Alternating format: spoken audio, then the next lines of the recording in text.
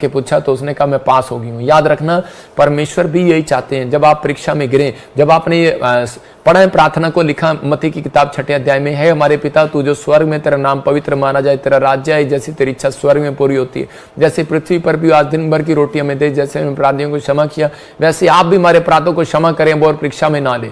अब और परीक्षा में ना लें, अब और परीक्षा में ना लें। आप जब तक ये नहीं कहेंगे परमेश्वर काम नहीं करेगा।